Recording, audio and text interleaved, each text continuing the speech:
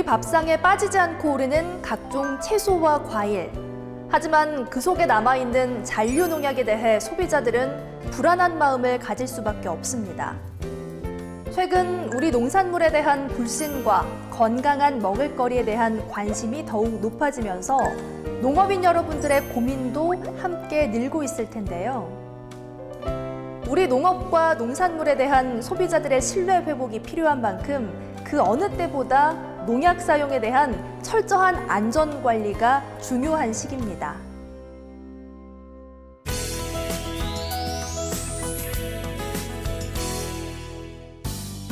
농업인 여러분이 사용하는 농약은 알고 보면 꽤 까다로운 절차를 통해 관리되는데요. 우리가 사용하는 농약이 농작물에 살포되기까지의 과정을 자세히 한번 살펴볼까요? 여기 새롭게 개발된 다자바라는 농약이 있습니다. 이 농약을 제조 수입한 회사는 상품으로 판매하기 전 농촌진흥청에 등록 신청을 해야 하는데요. 농촌진흥청에서는 농약의 성질과 약효, 잔류성, 독성 등을 평가해 농약을 등록하고 식품의약품안전처에 잔류 허용 기준 설정을 요청합니다. 식품의약품안전처에서는 해당 농약을 살포한 농산물에 우리가 일생 동안 먹어도 건강에 위해를 끼치지 않는 수준의 농약 잔류량, 즉 농약 잔류 허용 기준을 정하는데요. 농촌진흥청은 식약처가 정한 농약 잔류 허용 기준을 바탕으로 살포 시기와 횟수 등의 안전 사용 기준을 마련합니다. 이렇게 안전 사용 기준까지 정해지면 판매가 시작되고 농업인들이 사용할 수 있게 되는 겁니다. 까다로운 절차는 판매 허가를 받았다고 끝이 아닙니다. 농약이 올바른 기준에 맞게 사용되는지 관련 기관의 꼼꼼한 관리가 이어지는데요. 해당 농약을 살포한 농산물에 대해 2번의 안전성 조사를 실시합니다. 1차 안전성 조사는 국립농산물품질관리원의 농장 방문 검사인데요. 만약 부적합 판정이 나오면 출하 연기나 폐기 등 시중에 유통되지 않도록 차단합니다. 2차 안전성 조사는 유통 단계인 도매시장, 마트 등에서 실시되는데요. 문제가 발생할 경우 부적합 농산물은 회수 폐기되고 생산 농가에는 농약관리법에 따라 과태료가 부과됩니다. 이렇게 우리 농산물은 농약 안전 사용 기준을 철저히 지키고 2번에 걸친 잔류 농약 안전성 조사까지 통과해야 소비자에게 전달할 수 있는데요. 하지만 이러한 노력에도 불구하고 부적합 농산물이 발생하는 이유는 무엇일까요? 한 농업인의 농작물 재배 과정을 들여다보겠습니다. 경기도 화성시에서 농업을 하고 있는 홍길동 씨는 서늘한 기온에서 잘 자라고 비교적 생육기간이 짧은 알타리물을 올가을 농사작물로 정했습니다. 밭을 갈아 파종을 하고 잡초도 뽑아주며 정성을 쏟은 알타리무는 하루가 다르게 쑥쑥 자랐는데요. 하지만 파종한 지 3주도 채 되기 전 배추 좀나방들이 이파리를 갉아먹기 시작했습니다. 홍길동 씨는 알타리무에 발생한 배추 좀나방을 방제하기 위해 읍내 농약 판매상에서 애니충이라는 농약을 구입하고 농약 안전 사용 기준에 따라 1헥타르, 즉 3025평당 4000배로 희석해 2차례에 걸쳐 살포했습니다. 배추 좀나방은 다행히 방제됐고 홍길동 씨는 농약을 살포한 후 25일 후에 도매시장에 출하하기로 결정했습니다. 출하를 10여일 남긴 어느 날 국립농산물품질관리원에서 알타리무에 대한 잔류농약 안전성 조사를 하겠다는 연락이 왔고 담당자가 직접 밭에서 시료를 수거해 간 뒤 사흘째 되는 날 조사 결과를 통보받았습니다. 잔류농약 안전성 조사 결과는 어떻게 나왔을까요? 농작물에 맞는 농약을 사용하고 안전사용 기준을 준수한 홍길동 씨는 60여일 동안 공들여 키운 알타리무를 도매시장에 출하했고 이 알타리무는 맛있는 총각무김치가 되어 누군가의 식탁에 올라갈 수 있었는데요. 하지만 며칠 뒤 홍길동 씨는 경인식약청으로부터 잔류농약 부적합 통보를 받았습니다. 홍길동 씨의 겨자채에 무슨 일이 있었던 걸까요? 알타리물을 도매시장에 출하한 뒤 얼마 지나지 않아 홍길동 씨의 농가에 문제가 생겼습니다. 알타리무 엿밭에서 키우던 겨자채에 배추 좀나방이 옮겨가게 된 건데요. 다급해진 홍길동 씨는 알타리무에 뿌렸던 애니충을 겨자채에 뿌리고 일주일 뒤 대형마트에 출하했고, 대형마트에 진열된 겨자채가 지방식약청 안전성 조사 담당자에 의해 시료 수거된 뒤 분석 결과 부적합 판정을 받은 겁니다. 사례에서 알 수 있듯이 똑같은 해충이 발생해도 작물이 다르면 사용하는 농약이 다를 수 있습니다. 홍길동 씨 농가처럼 농약을 오용하면 부적합 판정을 받게 되는 겁니다.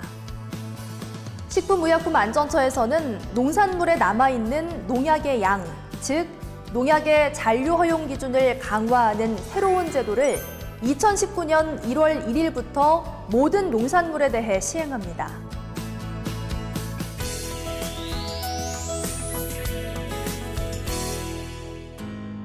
이름이 너무 어렵게 느껴지시죠? 쉽게 말해 농약을 지금보다 더욱 신중하게 사용해서 더 안전한 농산물을 생산할 수 있도록 관리하는 제도입니다. 지금까지는 잔류 허용 기준이 설정되지 않은 농약에 대해서는 잠정 기준을 적용해 왔습니다. PLS 제도는 이 잠정 기준을 없애고 기준이 없을 경우 일률 기준인 0.01ppm을 적용하는 제도로 농약의 잔류 허용 기준이 설정된 농약 이외에는 원칙적으로 농약 사용을 금지하는 제도입니다. 그렇다면 농약 허용물질 목록 관리 제도를 꼭 시행해야 하는 이유는 무엇일까요? 농약의 오남용을 방지하는 건 물론 안전성이 입증되지 않은 수입 농산물을 차단해 더욱 안전한 농산물 관리를 하기 위해서입니다.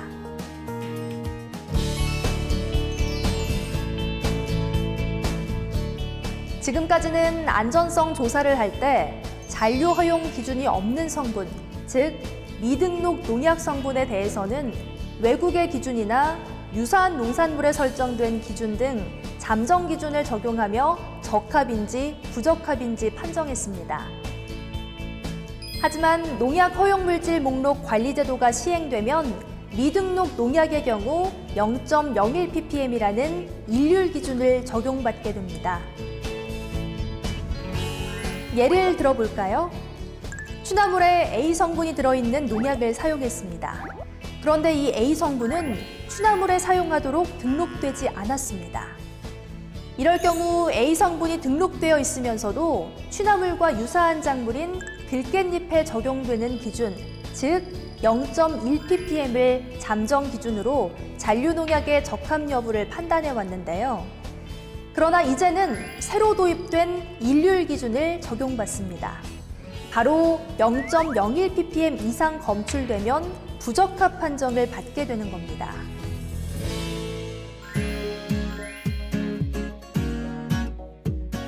첫째, 이처럼 농약 잔류 허용 기준을 더욱 강화하는 것은 안전성이 입증되지 않은 수입 농산물을 차단하기 위해서입니다. 현재 수입되는 대부분의 농산물은 수출국의 잔류 허용 기준보다 높은 기준 적용을 받고 있습니다. 국내에는 기준이 없어서 국제 기준을 적용하기 때문인데요. 예를 들면 호주산 면화씨를 수입할 경우 호주에서는 잔류 농약 허용 기준이 15ppm이지만 우리나라는 국제 기준에 따라 수입하므로 40ppm이 기준이 됩니다. 결과적으로 호주에서는 부적합인 면화씨가 국내에서는 수입 유통될 가능성이 커지는 겁니다. 둘째, 미등록 농약의 오남용을 방지해 안전성이 입증된 농약만 사용하도록 하기 위해서입니다. PLS는 이러한 위험성을 예방하고 우리 국민들에게 건강한 먹을거리를 제공하기 위해 시행되는데요. 일본, 유럽, 대만 등 이미 해외에서도 시행되고 있고 세계적 추세에 발맞춰 도입한 제도입니다.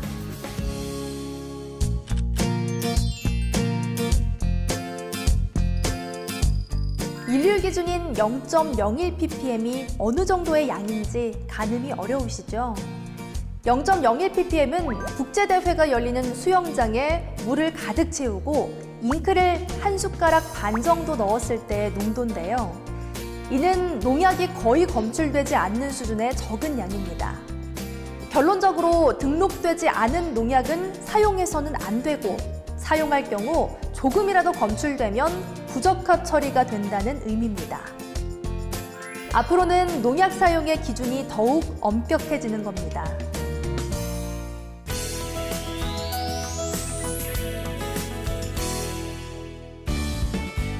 농산물이 부적합 판정을 받게 되면 불이익이 있을 수 있는 만큼 철저한 대비가 필요한데요.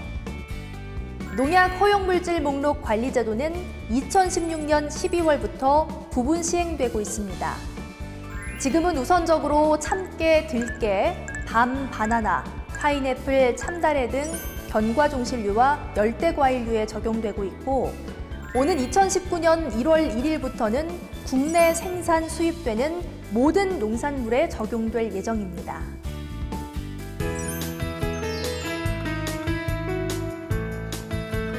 PLS 제도 시행에 앞서 무엇보다 경험에 의한 농약 사용을 하지 않도록 해야 합니다.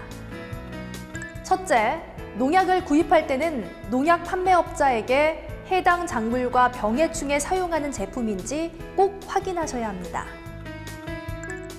둘째, 사용하기 전 포장지 라벨에 사용하고자 하는 농작물이 표기되어 있는지 확인하고 마지막으로 농약의 사용 시기와 횟수, 희석 배수 등 안전 사용 기준을 꼭 지켜주셔야 합니다. 내 가족의 건강과 안전보다 더 중요한 것이 있을까요? 온 국민의 밥상을 건강하게 지키고 우리 농산물에 대한 소비자의 신뢰를 회복할 수 있는 지름길이 될 농약 허용물질 목록 관리제도. 지금은 어렵고 까다롭게 느껴지겠지만 농업인 여러분의 관심과 노력이 더해진다면 앞으로 우리 농산물의 경쟁력은 한층 높아질 겁니다.